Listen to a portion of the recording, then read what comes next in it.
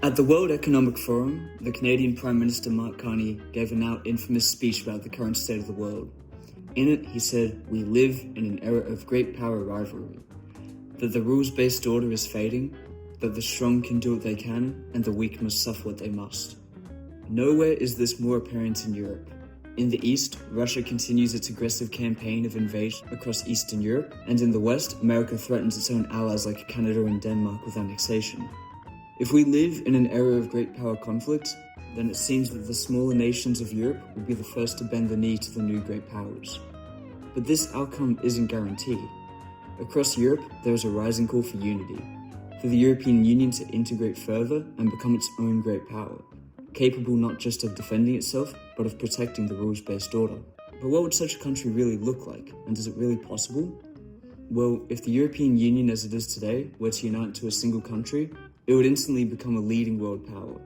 From France alone, it would have nuclear weapons and a permanent seat at the United Nations Security Council, allowing it to veto any proposal, regardless of how many other countries support it. Furthermore, it would have a population of 450 million people, putting it third globally in terms of population, just before the United States and behind China in terms of population.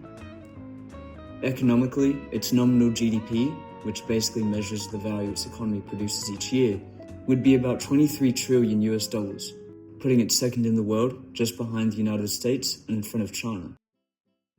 This would immediately make it a more powerful actor on the world stage than other great powers like Russia and India, while placing it as an equal among China and America. But is such a country like this really feasible? Probably not. Not every country in the EU would even want to join such a union for fear of losing their own sovereignty.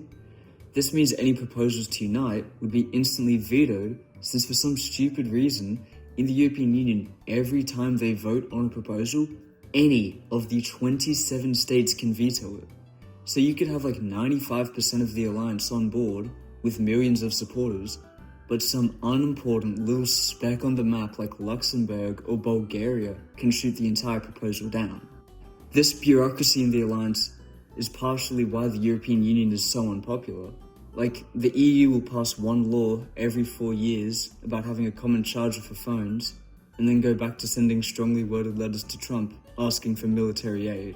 Furthermore, there's plenty of countries in the EU who would like to join such a union, but wouldn't if another country was in it.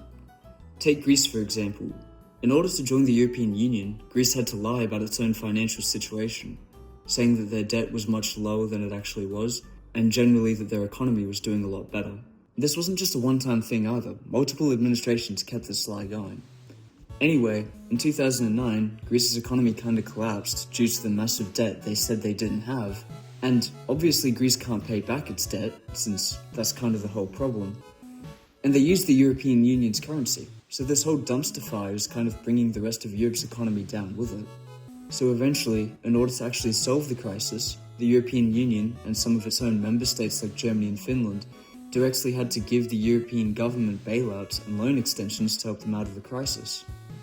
Essentially, it's like a group project where Germany did all the work and Greece ChatGPT'd their entire section, tanking both of their results.